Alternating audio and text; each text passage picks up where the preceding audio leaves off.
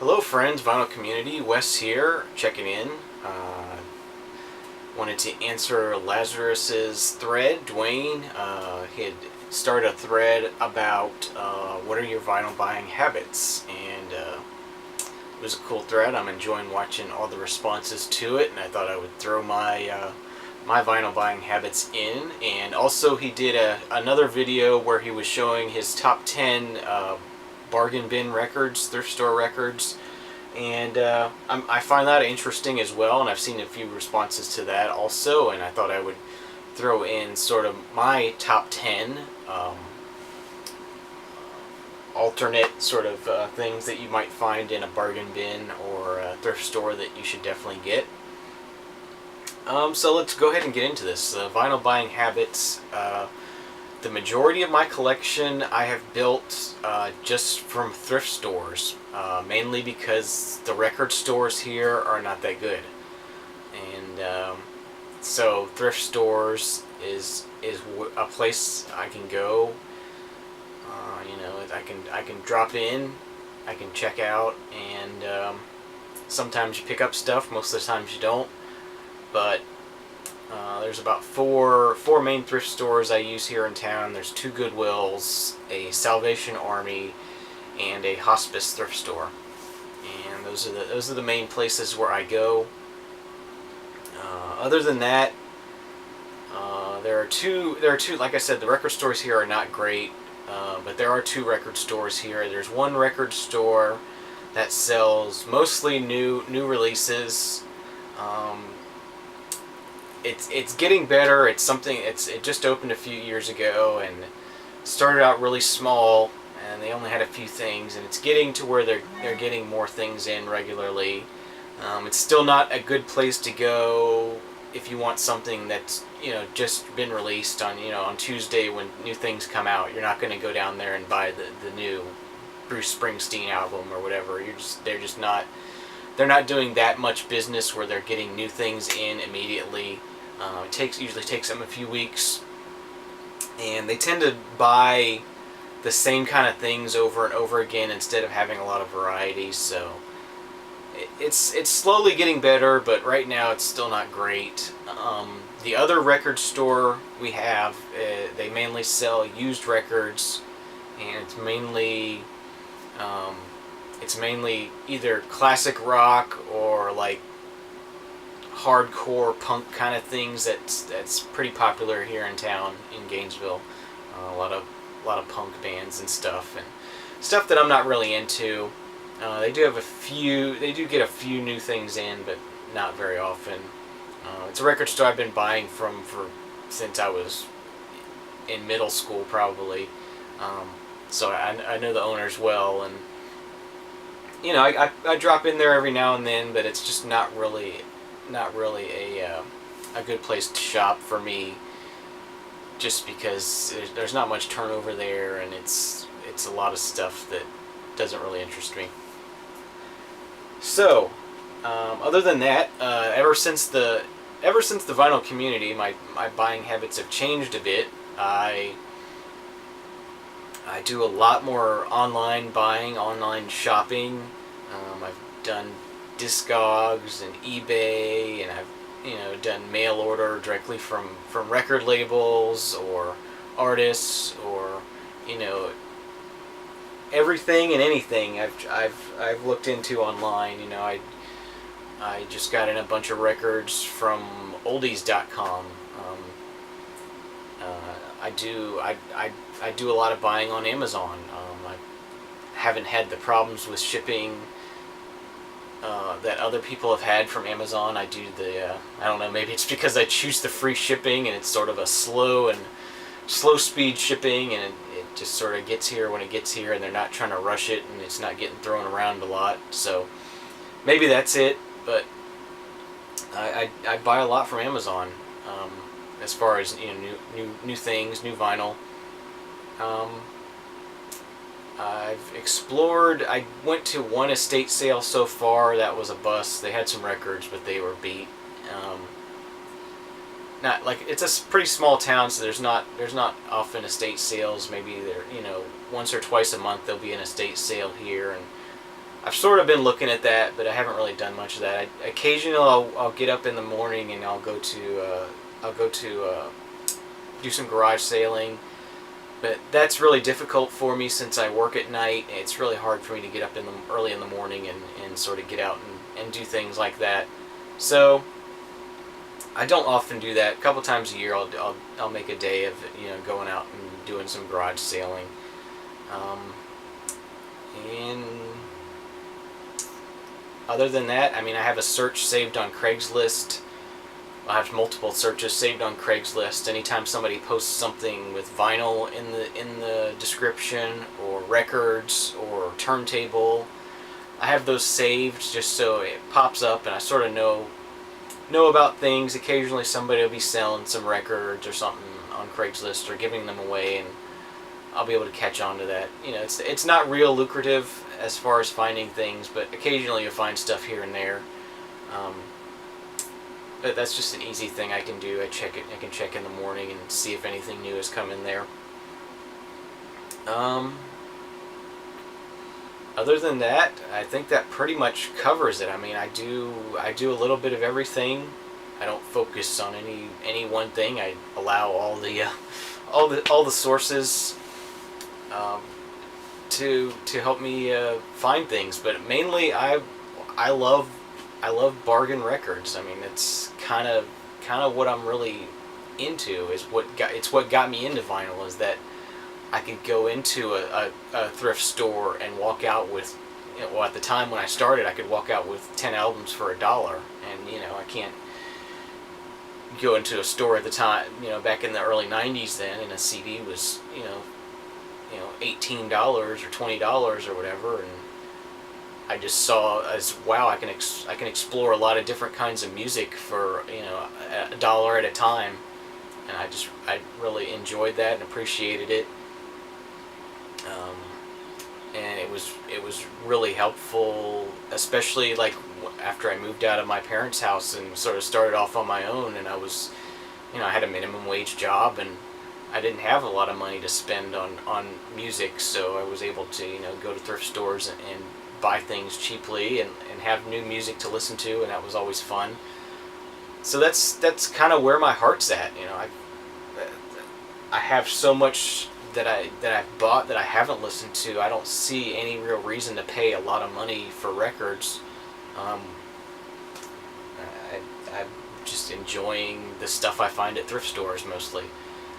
So, but I as you've seen, I do buy new stuff here and there. Sometimes reissues of stuff I really loved that I found at thrift stores and that kind of thing. But that's kind of where my heart's at, is buying 50-cent records. It makes me happy, and it doesn't cost me a lot of money.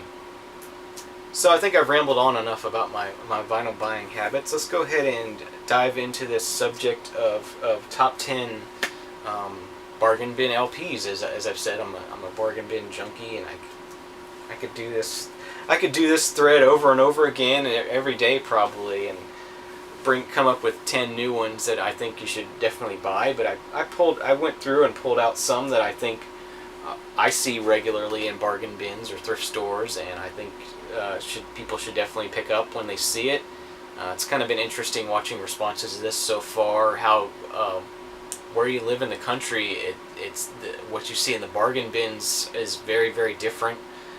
I saw, what Lazerrus showed were things that I also, even though he's across the country in California, a lot of what he showed was very similar to what I see a lot of in bargain bins here in Florida. So that was kind of interesting. But then what LJ showed, I guess he's in Boston somewhere, up in that area, northeast somewhere. That was stuff that I don't see at all, mostly. I mean, I have a few of what he showed, but it's the things he was showing, I was like, I don't ever see that in bargain bins, or I would have it. So that was very interesting to see the differences there. I hope more people respond to this, even though it wasn't officially a thread. I hope more people respond to it. But anyway, let's see what the 10 I picked out here. The first thing we got here that I see a lot of is the Police's Synchronicity. huge, major hit for them in the 80s. So it was still the age of vinyl, and this one's really easy to find. Thrift stores, bargain bins, no problems there. This one that I see a lot of, and I pick it up anytime it's in near mint condition because I like sharing it with people. But this is Moody Blues, Days of Future Past. Another one that's around here. It's really easy, but a great album. Definitely something that should be in everybody's collection. Another one that you find a lot that's almost always beaten. Occasionally you stumble across one that's decent. I actually do have an upgrade copy for this that I just haven't worked into the collection yet. But it's Jethro Tull's Aqualung. This is one you do occasionally find in thrift stores and bargain bins. That's where this one came from, and then the upgrade copy I have for this one came out of a thrift store also. So it's something you see. Another one you might see is Roberta Flack's First Take. Amazing, soulful album. I actually sent this to Sid as part of the Soul VC Swappery. Great album. Definitely pick this up if you see it. The next thing we got here is Chicago. This is their self-titled album. It's actually their second album. This is something you see a lot of in the bargain bins or thrift stores. It's quite often well used, well loved, but it's a great album. I love it. It's beautiful jazz rock stuff, and definitely pick this up if you see it. Another one you'll see, because they just sold tons and tons of these, is the Beach Boys Endless Summer. Another one that can be hard to find in good condition, just because it's sort of a compilation of hits, and they got played to death. So it takes a bit of searching to find a good one, but this is definitely something that everyone should have in their collection. Another one, moving on. I know Laz showed Alan Parsons' Project iRobot, and that's definitely the one to start off with Alan Parsons' Project. That's the one I recommend people start off with. And it is a very common bargain bin record or thrift store record. Another one you might find that would be worthwhile picking up is the Tales of Mystery and Imagination, Edgar Allan Poe. This is the first Alan Parsons Project album. There is another version of this with his head on the front with like strips of paper wrapped around his head. Don't buy that version. It's been edited, and it's not the same as the original version, and I don't recommend it. Definitely pick up this copy. You'll see this copy just as much as you'll see the one with the head on the front. I think I see this a lot in bargain bins, and it's definitely one to pick up. Next up, another one I see a lot of, or I see a lot of this group also, is the Fifth Dimension, Age of Aquarius. This is some really good sort of sunshine, pop, soul type stuff. Really fun music, fun album, something everybody should have if you find it in a bargain bin. Great music.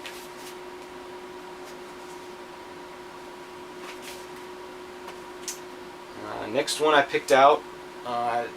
I see a lot of Elton Johns in bargain bins. He sold a lot of albums, and there's a lot of them out there. This is one I see quite often. It's Goodbye Yellow Brick Road. This is a really nice one I picked up. It's one that can be hard to find in good condition, but this is still something I see a lot of. And lastly, for the ones I picked out today, this is Santana's Abraxas. I see this one in bargain bins and thrift stores often as well. It's another one just sold a lot of copies, and it doesn't have a lot of value, but it's great music. Definitely something that everyone should have in their collection. I don't have to tell you that you like Santana. I don't know anybody who doesn't like Santana, I don't think. But yeah, that was a cool thread idea.